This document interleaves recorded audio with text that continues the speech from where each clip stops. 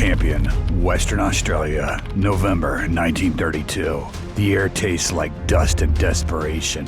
The stakeout is finally over. Gunner O'Halloran has the target dead to rights. He squeezes the trigger of his Lewis machine gun. A .303 British round leaves the chamber. It hits the perp right in the chest.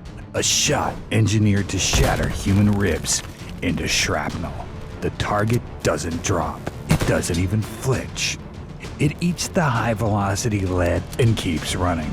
30 miles an hour for the getaway. Major Gwynedd Meredith lowers his binoculars in disbelief. His military ambush is a total bust. Swift, unrelenting, impossible to stop. Australia greatly underestimated the emus. He's losing a turf war to a bird. I am the Watchman. Case number 2 is open. How does an ancient avian syndicate physically break a modern army? The timeline starts in 1918. The Great War ends.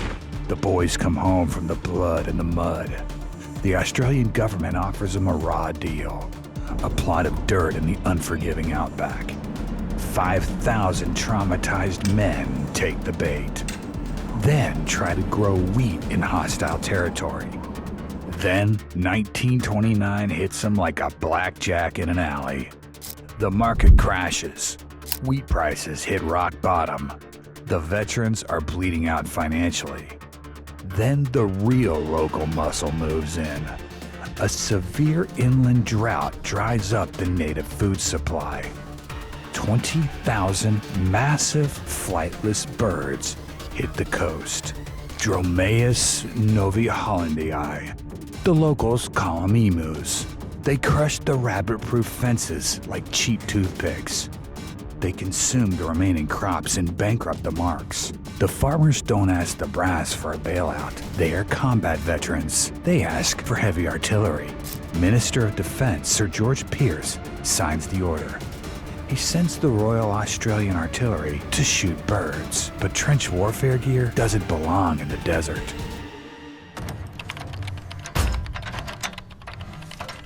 November 2nd, Major Meredith rolls into the dusty town. He brings 2 shooters and 10,000 rounds of ammo. Their piece for the job is the British Lewis light machine gun. It's a 28-pound trench sweeper. The mechanics rely on a specific gas-operated system. A bullet fires. Expanding gas shoves a heavy steel piston backward. That piston compresses a thick clock spring to load the next round. The weapon demands precise internal pressure to cycle correctly. The engineers also slapped an aluminum cooling shroud on it. The muzzle blast sucks cold air from the back over the hot barrel. In the damp European mud, it is brilliant engineering. In the Australian wheat belt, it is a death sentence. The outback is covered in fine, abrasive red sand. November 4th, 1,000 emus gather at a local dam.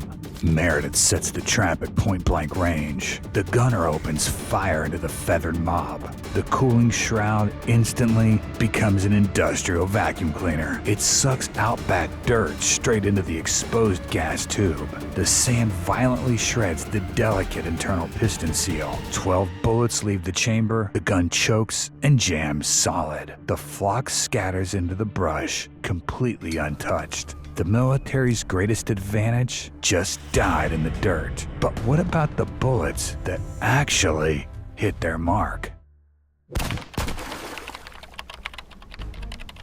The military made a fatal miscalculation at the precinct. They assumed birds were fragile, pulled the ballistics report on a standard .303 British bullet. It travels at 2,440 feet a second. It transfers catastrophic kinetic energy into human tissue. The resulting hydrostatic shock liquidizes surrounding organs instantly. But the emu is built like an armored car. Their bodies were biological Kevlar. They are packed with thick, double-shafted feathers. The dense plumage acts like a heavy-duty shock absorber. It catches the supersonic lead and bleeds off the kinetic energy. The soldiers were shooting at targets wearing bulletproof vests. Major Meredith officially calls them tanks In his report, to kill one, a shooter has to thread a tiny needle, a direct hit to a walnut-sized brain or heart. Their biomechanics are engineered for extreme evasion. Look at the cortical bone in their legs. It boasts a yield stress of 113 megapascals. A bullet hits the bone doesn't shatter, it flexes. Their leg tendons operate exactly like coiled steel springs. They store kinetic energy on the downstep and release it to sprint 50 kilometers an hour while actively bleeding from gunshot wounds. So, how do you outmaneuver a biological armored car? Meredith expected a simple slaughter. He thought the mob would panic and cluster together. He was dead wrong. The emus adapted. They operated like a highly trained criminal syndicate. Ornithologist Dominic Serventi watched the racket unfold. The massive mob instantly splintered into dozens of erratic squads. A machine gun is designed for tight crowd control. It is completely useless against scattered fleeing targets. But the syndicate went further. They established a clear chain of command. Every single squad posted a designated lookout, a massive 6-foot-tall blackbird. The organic sentinel locked its eyes directly on the approaching humans. The second it spotted a uniform, it barked a warning command. The squad executed a flawless tactical retreat. They ghosted the scene long before the guns got into range. Meredith grew desperate. He tried to force a drive-by shooting. He bolted a Lewis gun to the back of a civilian truck. He ordered the driver to chase them across the open plains. The suspension bounced wildly over the uneven ground. The frustrated gunner couldn't keep his hand steady.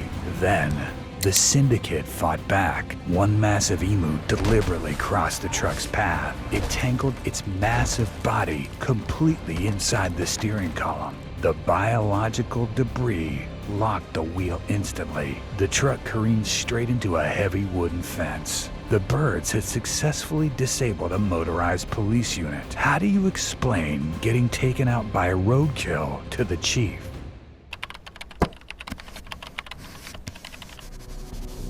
You can't hide a botched sting operation this loud. The press caught the scent. Politicians in Parliament started smelling blood in the water. One senator sarcastically asked if they would strike medals for the birds. London conservationists started protesting the violent shakedown. The pressure mounted on the top brass. On December 10th, the government pulled the plug. They ordered a full military withdrawal. The final butcher's bill is a masterpiece of cooked books. Soldiers fired exactly 9,860 rounds of high-caliber ammunition. The official report claimed exactly 986 confirmed kills, 10 bullets for every dead bird. It's a suspiciously clean mathematical ratio. Meredith likely altered the ledger to save his own badge. In World War I, it took 10,000 rounds to kill one soldier. Technically, the Emu War was more efficient than the Somme, but it didn't save the marks. The wheat was still gone. Eventually, the government swallowed its pride. They set up a civilian bounty system, local farmers, basic bolt-action rifles, cold hard cash motivation. They claimed 57,000 bounties in 6 short months. The military operation was nothing but expensive, heavily armed theater. And the final insult, the brass sent a bill. A local farmer named O'Leary checked his mail. The military charged him 24 pounds for the wasted bullets. They made the victims pay for the bot's job. Did anyone actually walk away clean?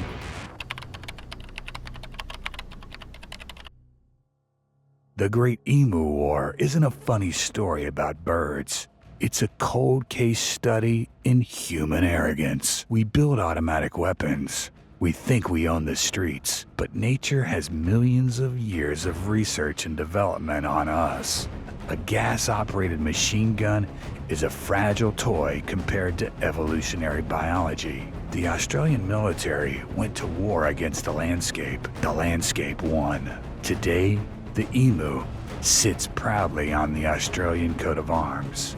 a constant reminder of the time a nation surrendered to its own wildlife. We expected a quick, bloody fix to an economic shakedown. We got a master class in guerrilla warfare from a flightless bird instead. Case number 2 is closed, but human incompetence is a bottomless well. Next time we travel to the dirt roads of St. Louis. The year is 1904, the most prestigious athletic competition on the planet, the Olympic Marathon. It wasn't a foot race.